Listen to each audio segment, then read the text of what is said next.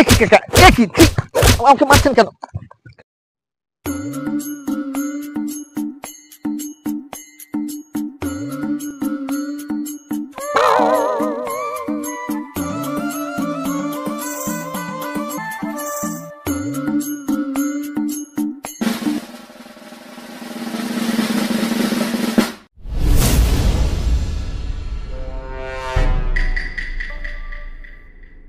ভাইপো এত স্টাইল মেরে করে আসছে, বিষয়টা তো জানার দরকার।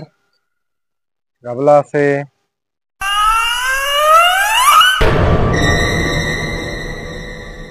কি রে ভাইপো, তো ভাব সাব নিয়ে কোনে যাস?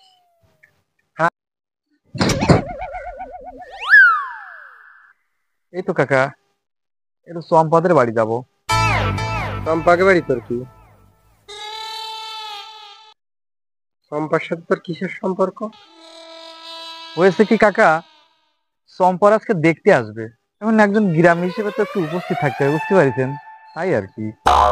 না না ভাইপো, তোমার সাজগোজ দেখে তো তা মনে হচ্ছে না। নতুন জুতো, নতুন জামা প্যান্ট, হাতে ঘড়ি, চম্পারে নিয়ে চম্পার দেওয়ার ইচ্ছে টিচ্ছে নাই তো? না না কাকা, এসব কি বলছেন আপনি? তাছাড়া চম্পাকে তো আমি আমার বোনের চোখে দেখি, আমার চম্পাকে নিয়ে ওই ধরনের কোনো বাজে ভাবনা চিন্তা নেই কাকা। আপনি কথাটা তেমন ভালো বললেন না। শুরুতে সবাই এরকম কথাই বলে, কিন্তু তলে তলে সবাই মুখ সামলে কথা বলুন কাকা, সবাইকে এক পাল্লায় মাপা ঠিক নয়। আমি আপনাকে আগেও বলেছি, আমি আপনাকে এখন আবারও বলছি, চম্পাকে আমি আমার বোনের মতো দেখি। আজকে ওকে দেখতে এসতে, তাই আমি সেজে বুঝে ওখানেই যাচ্ছি। আচ্ছা আমার ভুল হয়েছে। তা স্যান্ডেল নাকি নতুন কিনলি? দেখে তো মনে হচ্ছে বাটা। কিনলি না লুট করলি?